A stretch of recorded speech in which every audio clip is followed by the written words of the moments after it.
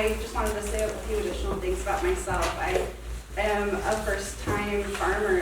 None of my family farmed or was interested in agriculture whatsoever. They're all yuppies from the city. Like my mom's like a counselor, and my dad works for Quest Communications, and which is now like a CenturyLink.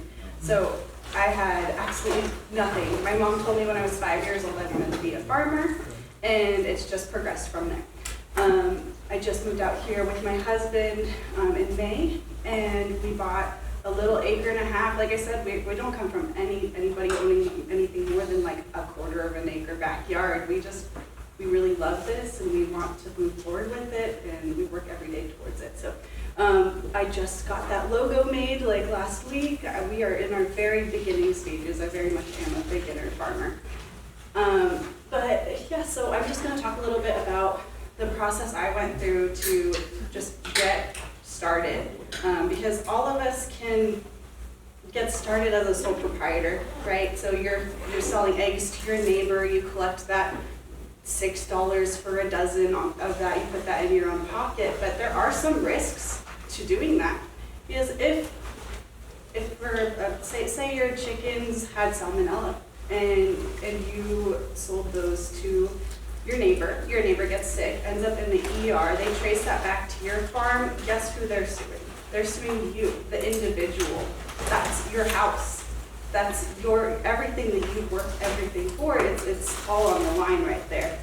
And like it says up here, pros, it is simple because you just add it onto your additional income. Like if you just working a normal job, you would add it onto your general tax form there. But you are responsible for all of the liability, which is super scary because even with the best biosecurity measures, like anything can happen. You can have somebody come visit your farm and they can trip and fall and hurt themselves, and you're liable for that. That's you and your family on the line. So Lina is going to talk about the different types of incorporations that you can incorporate through. Personally, I did an LLC. There's an S corp. There's multiple other things Lina has more knowledge about. But for me, in our farm, we organized an LLC, and that exists separate from its owners. So if you sold that to your neighbor gets sick, they sue the company. They don't sue you and your family. They sue the company, and you're protected. Okay, so I'm going to talk about a lot of three-letter companies, or commission, like corporation commissions, Arizona Department of Agriculture, all of the fun IRS, you know, the cool paperwork stuff side of all of this. Because starting out, I had no idea what to expect, and this is the exact steps I went through. So go to the Arizona Corporation Commission, you choose a name, ours is Villa Farms. You search on there to make sure that's free in Arizona. Luckily, I was only Villa Farms. So I got to move forward. I selected my entity type, which was the LLC. I submitted my formation documentation. It was me, my husband, and we have a business partner as well. So we incorporated as a partnership through the LLC. The cost of articles of incorporation was $50. We submitted that. A few weeks later, got a letter in the mail, said, congratulations, you're a business. It was awesome. Best feeling ever. A lot of people will pay to have this done for them. They'll pay hundreds of dollars just to have an LLC set up for them, but it's not that hard to do. It really isn't. You just go to the Arizona Corporation Commission, fill out a few forms, and you're good to go. Okay, from that, I'm going to move on to the Arizona Department of Revenue. So this is a little bit of a touchy subject, and I would really highly suggest you talk to a tax professional about this, because transaction privilege tax is not for everything that you sell. For me, I don't collect that on eggs or produce or anything like that, but when you're going to farmers markets, you're not just selling eggs and produce. A lot of the times you're selling value-added products, such as, like, I don't know, some people sell crocheted items or like nursery plants, and those are to be taxed. So I would look at the ARS Title 42. I can show you guys if you want how exactly to get to that title. The Arizona statutes are crazy and hard to read and hard to navigate, but I can either give you guys my phone number or email, and I can help you guys walk through any of that. Or you can contact Lina and she'll get you in contact with me. TBT application cost is only $12. That's through the state. And same thing, I got a letter in the mail like a week later, and they're like, you can pay taxes now, which was not so cool, but also cool. And then just for city, county business licensing, this is different for every county. So really for the state of Florida, for the city of Florence, what I did was I went onto the city of Florence website. I read through all of their different types of licensing that they have, and I actually filed exempt, which I suggest everybody do because you never know. They might say yes. The worst that they can say is no. But I didn't have to pay anything to file with them, and I got my exempt status with the town. And then with the county, you just need to do the same thing. Go to the county website, and that's more so if you're operating outside of city limits only. So if you go have a business license and you're on unincorporated land, you're likely going to be going to the cities to sell your products anyway, so you'll have to get a business license for each city that you do business in. And then the IRS. So this is, you'll need to do an EIN or a TIN, and that's just general to set up the bank account, to get a credit card, to get a debit card. You'll need this number. Please watch out for scam websites. I only say that because it happened to me. You shouldn't have to put in your credit card information anywhere. It should be 100% free to get an EIN, and that was emailed to me pretty immediately. I think it was like 2 or 3 days later.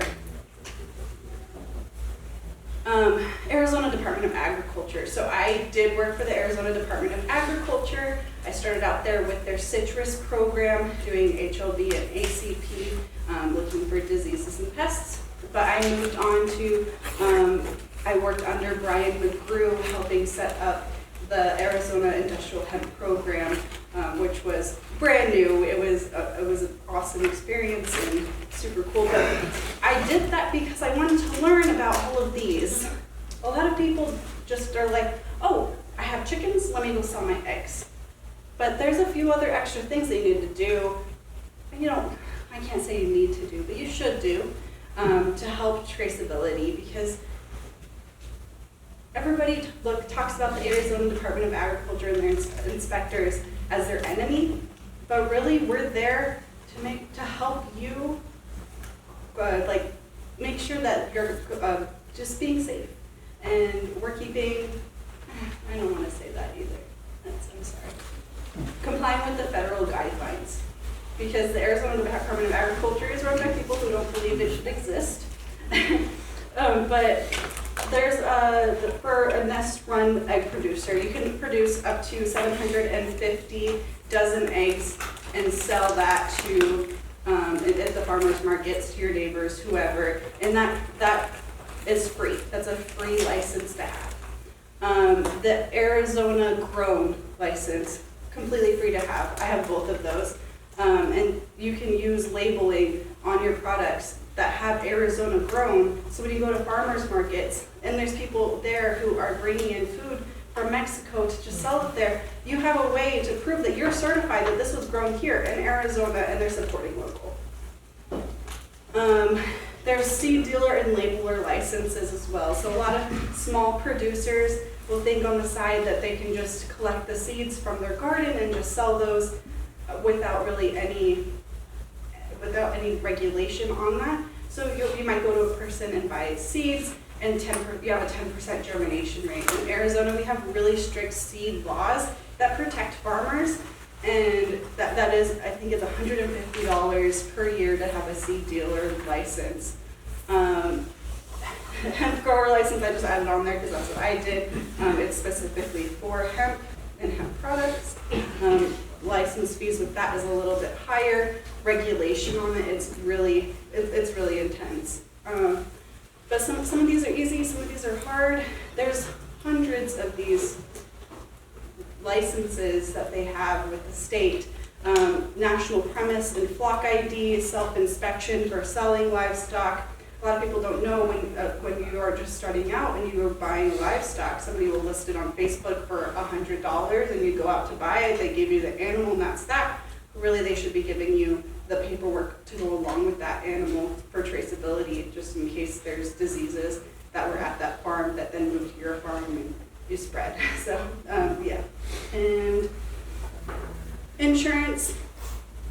This goes back to what I was originally saying, like, please protect yourself, please protect your family, please protect your farm, everything that you've been working for. It makes sense to insure your farm. It may be also needed for restaurants, if you're selling to restaurants, if you're being a vendor at a farmer's market, things like that. And that's it. That's all I have for you guys. Go ahead. I have just one quick comment on that you're talking about liability, I guess on the back one, but in my experience, I guess, in going to court, if you get sued, if you have certifications that show that you're trying to be legit, right? So the certifications actually help with liability, because if you're certified as a nest egg producer, whatever that is, yeah, and you get sued, when it gets to court, that is in your favor a lot of times. If you've got these certifications in place to say, look, we're doing everything we can to be legit. So anyway, those certifications, if nothing else, they help with liability because it shows legitimacy. that you're trying, like you're not just, I don't know, some backyard person who's throwing a bunch of chickens in there trying to make money. You care about the people you're selling that to. You care about your animals. Yeah. Exactly. Any other questions? I know this is super basic stuff. It's just, like I said, I'm brand new to this, and this is things that I had questions about when I first started. Good luck. Thank you. Like on your LLC, you pay a one-time fee to do it, but there an annual fee then to do it or renew it? No. There is an incorporation, but not an LLC. You mentioned hemp. Now, you say you got, one of my neighbors was growing it too, I guess, marijuana or something. I guess he got it, he said he got it through the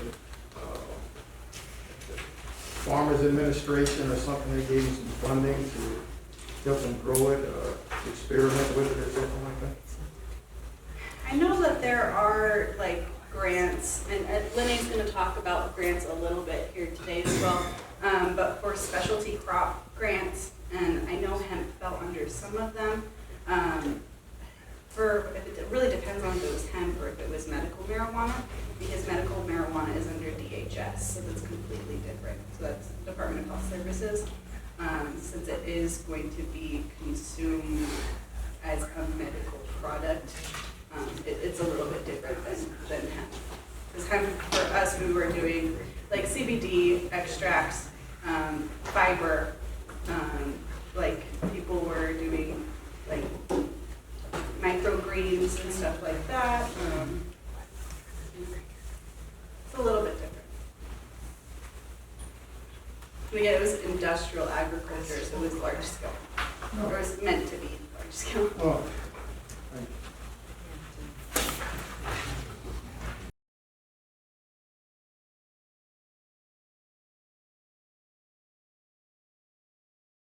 And a nonprofit corporation. And I can tell you from experience what both of them are like. And I don't know exactly what you guys want to learn today. Can you tell me what you're going to do when you leave this class? It's almost over. What do you want to set up? How to merge the two? A profit and a nonprofit? Okay. That's a really good one, because I had a senior lady tell me once she had a clothing manufacturing company that used women with sewing machines in their huts in South America. She bought all the sewing machines and put them into a cottage industry. And she said, Linae, I think the absolute most brilliant thing to do is to have a for-profit that takes its profits and finances the nonprofit and does social service to solve the needs and the problems of people. So it is thrilling to have a for-profit and a nonprofit that complement each other. Mine are not in tandem. I don't use them for each other. I originally started my for-profit when I was a professional business broker, and I help people sell their companies.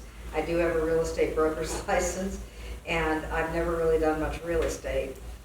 Businesses are personal property, and the only reason, we're the ugly stepchild of the real estate department. They don't know where to put us, but mostly they're in a leasehold, so we need the license to handle the leasehold during the business sale. And I made it in 2002 or something like that, BizPro Brokerage Inc. And I think you can have 2 DBAs under each corporation. I have a DBA doing business as under a nonprofit corporation as well. But I then did BizPro Contract Services when I wanted to go into another direction with what I was doing in my life. But I still had this great corporation sitting there. And I'll get it. It's kind of hard. I don't really have a PowerPoint with a clicker. I want to work off this brochure that I sent you. Did any of you flip through any pages of the brochure when I sent it to you? Great. I see a couple of you did. This just got published by USDA in February of 2022. So it's very, very recent info. It's one of the best.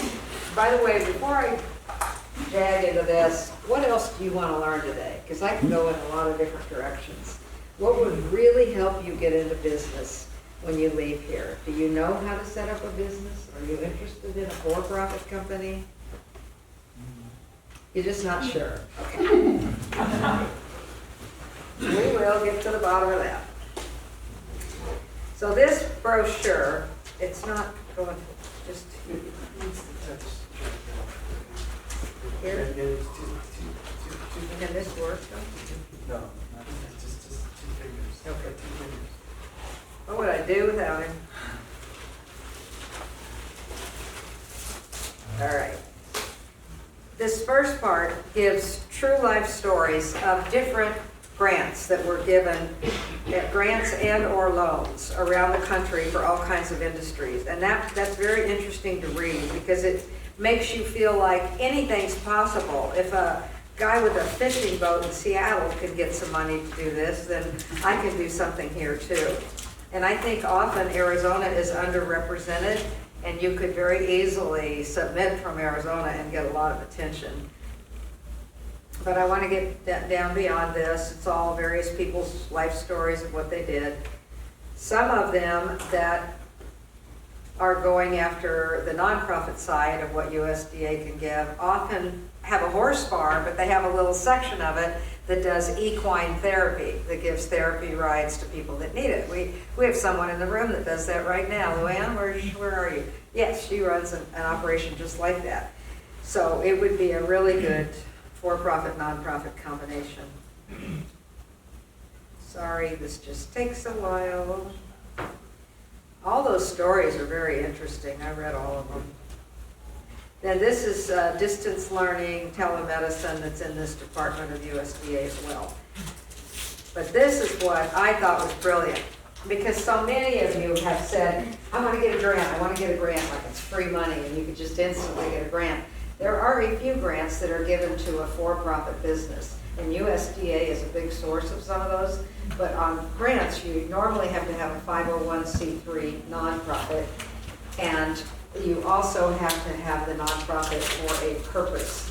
You can't just set up a nonprofit to try and get all these grants to support your farm, or you'll lose your nonprofit license. You have to also perform a service.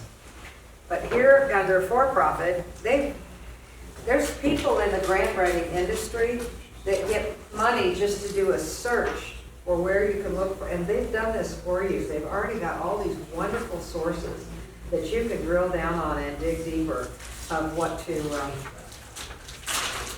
kind of grant you can get. I'm using 2 fingers and nothing's happening. Oh. Okay. It's not going to the next page.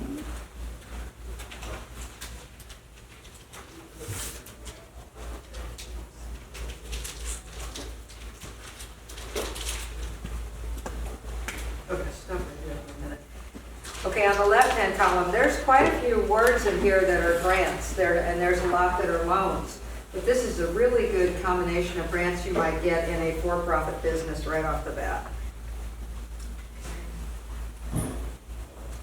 This is a real expensive computer that belongs to the professor. I'm having trouble. What am I gonna do? All right, this is working. These are public entities. This would be like tribal, city, county. That's not really of interest to you, but this is nonprofit. And this gets pretty darn interesting because they're almost all end in the word grant. So you can see how much more hunting you can do for larger chunks of money if you have a nonprofit as well. Okay, let me that went too far. I thought this was such a cool idea to just use this, but I'm sorry to trouble you with this problem. If any of you work for educational facilities, this directs you right away what USDA funds to education. And then this is different groups where you can get a human being to talk to you and work with you as you're setting up your business. There's groups for veterans, for females, for socially disadvantaged, or like the Appalachian Regional Commission. And you can really start up a good relationship with some of these agencies that will help you. But this is the one that I want to talk about, start your own business. I want you guys to see this particular site. It's really, really good. And I want to go to, I don't know why it won't.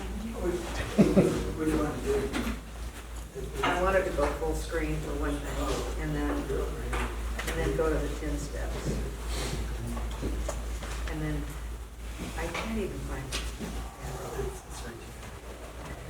You just pull up 10 steps.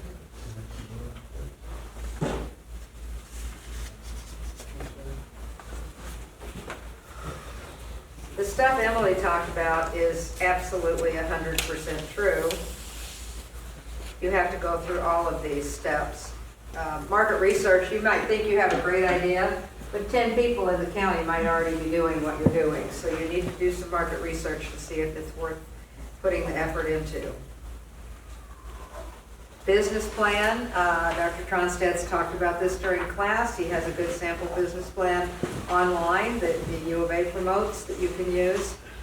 Funding your business, do you have enough cha-ching in your wallet to even start a business? It's going to take some organizational capital. Figure out if you want to be in the county or in a town for your business location. There are advantages to both. And then choose a business structure. I just want to drill down on this a little bit more, because I think a lot of you might be setting up companies and you need to know this.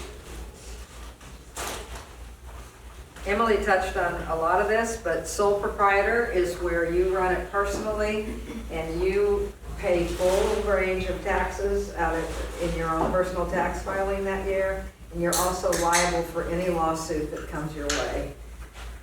A limited liability company is what a lot of people are using these days. It's far easier to set up, it's business friendly, and it does put a layer of protection between you and your personal net worth. They sue the company, the corporation first. But it's not quite as powerful as something like a C Corp. A C Corp is what most major companies are, like Fritos manufacturing and big places that have lots and lots of types of revenue and IRS activity. And I didn't need anything that big, but when I started out with my business brokerage, my corporation, I made an S Corp because of the fact that I needed a big corporation between me and business liability. It is a very lawsuit crazy atmosphere. They'll buy a business and say you sold me a lemon, and they'll try to sue the business broker after the purchase of the business. So I needed a lot of legal protection. And S Corp, all the profits pass through to me, and my big tax bill is my personal tax bill.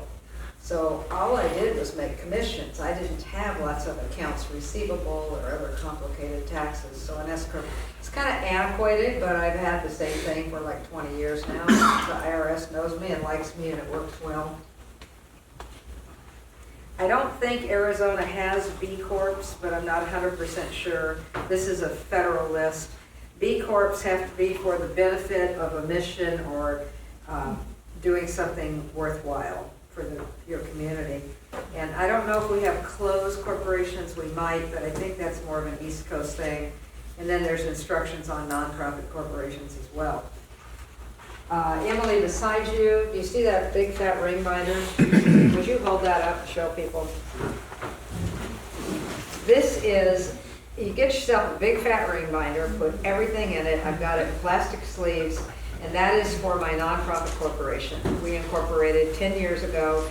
The articles of incorporation are in the front, the bylaws, a lot of organizational minutes when we first started, all the titles to all of our 5 vehicles.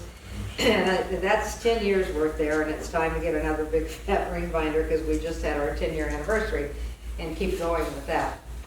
If you set up a nonprofit, the IRS only allows certain things that can be funded by a charitable nonprofit. It includes, and if you can't blend this with your farm, you may have to give up on the idea of getting tons and tons of free grants. Excuse me. For relief of the poor, the distressed, the underprivileged, for advancement of religion, advancement of education and science, erecting and maintaining public buildings, monuments and works, and then eliminating prejudice and discrimination, combating community deterioration and juvenile delinquency. And this changes. IRS changes their mission of what they'll fund when you're setting a nonprofit up. I wrote mine as loose and general as you could imagine. I said we might do scientific research, we might serve the poor, we might do this, and it's really a blank into which we shoot content, so we're not limited. I was going to pass out my articles of incorporation so you could just borrow them and use them until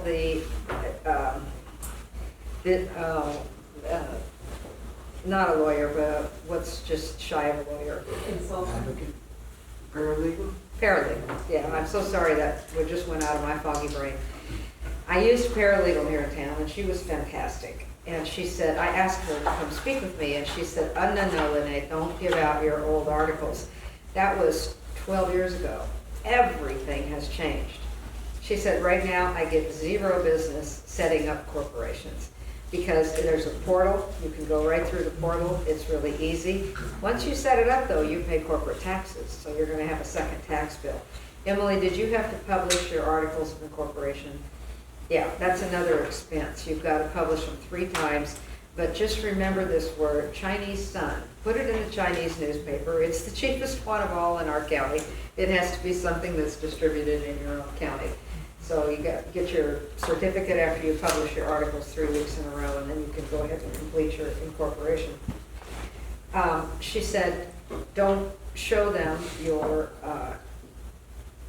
nonprofit as well. She said the nonprofit really doesn't have a portal so much, but the hard part about setting up a nonprofit is the IRS exemption, the 501c3, and it's about that thick, the application.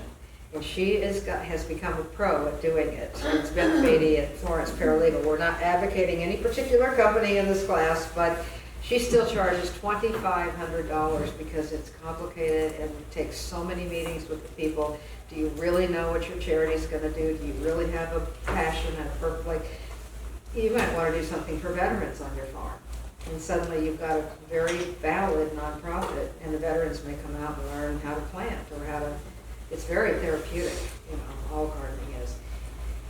And so it has gotten much cheaper because the Arizona Corporation Commission wants a lot more corporations. So that portal is super user-friendly. I couldn't put it up here and show it to you straight through. But don't be afraid of completing your own incorporation for a for-profit. Do be afraid of a non-profit. So I think that the $2,500 we spent with her was the best thing we ever did because it was airtight, it was perfect, and yet we languished and waited 18 months to get our 501c3. which no one wants to give you a single grant until you have it. So we spent time repainting 23 buildings in town. We tried to do all kinds to give Florence a facelift, and it worked. You know, when you paint 23 buildings up and down Main Street, it's very big. But we were just doing anything to stay busy. And finally somebody said, have you called your representative in Washington? And I went, no. Within about 18 days, we had our 501c3. Now, why didn't I do that a year before? So you can call. They love it. I mean, if you call your senator or representative, they love to push your incorporation through, you know, your 501c3 exemption through. I have covered a lot of subjects, and I can cover more, especially on grant writing, but what do you want to know?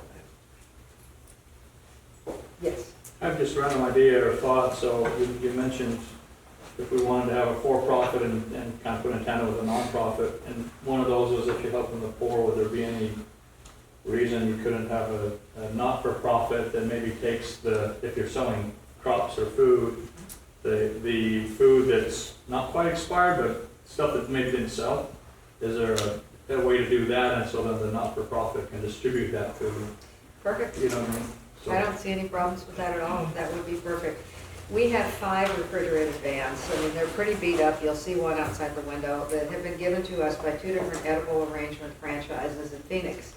One's on the west side, one on the east. They're friends. They have 5 stores each. And they call us when they have a vehicle that has 150,000 miles on it and a broken transmission. And we take them. I mean, within 1 day, right, Ruben? We're up there with our trailer or with a dolly or whatever we need, and we're so easy to donate to. And we have become the logistics arm for a couple of the food banks in the county because we're the only people with refrigerators on wheels. And they're just delighted to have us, you know, I don't have anybody with a timer on me, so you need to tell me if I'm over the time. That would work and a lot of other things. But if you want to call me personally, and I've been writing grants for 10 years. My career took off when I joined the GPA, the Grants Professional Association. I went to 3 of their conferences out of state, and I learned and learned and learned and got so much better at writing grants.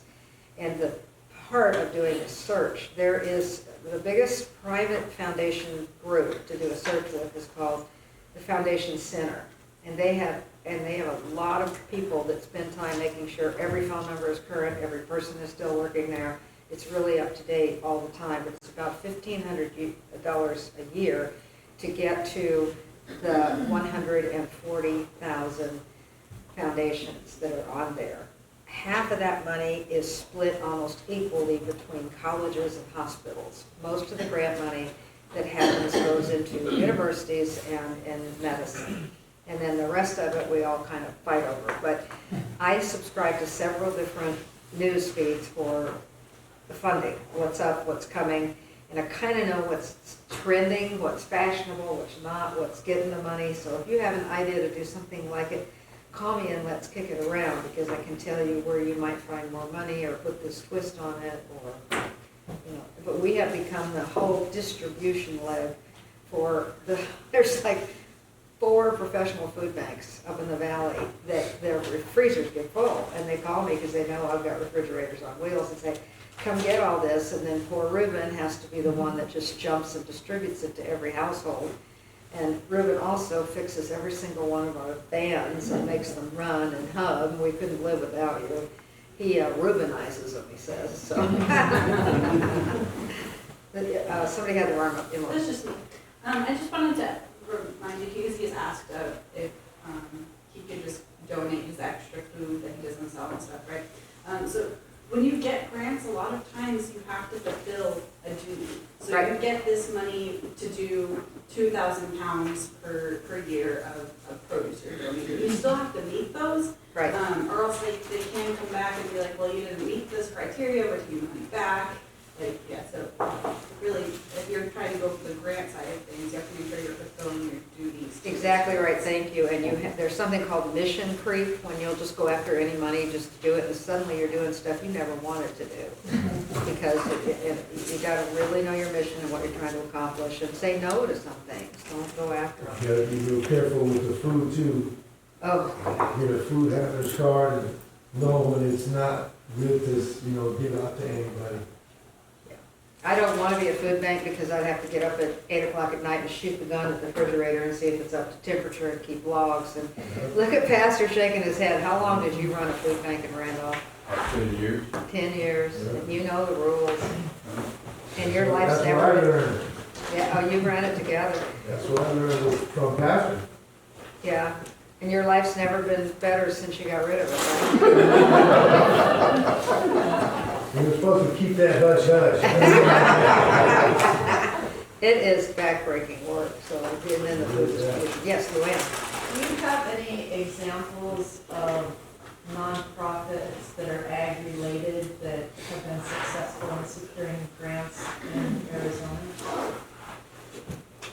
There's not a lot of ag-related items. I mean, we're in our 10th year and we've lived on grants. Last year, I think we had 10 different sources that we got money from, including Union Pacific, because their rail line goes right past our garden. You have to be on their rail line to apply. I mean, almost all these corporations have private donor funds. I've gotten it from Florence Copper Company, Western Emulsions that makes asphalt. Nobody ever thinks to go ask the unsexy companies for a grant, but they're rich.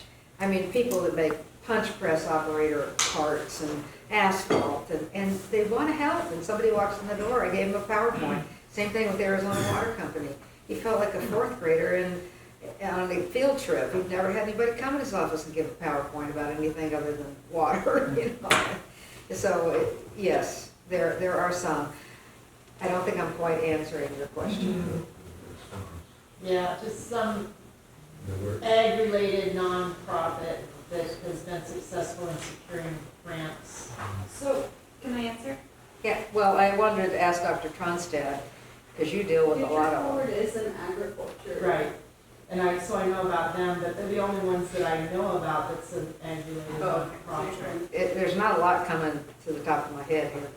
There's not a lot of people stupid enough to pull weeds in 100 degrees. Do you know of any others? I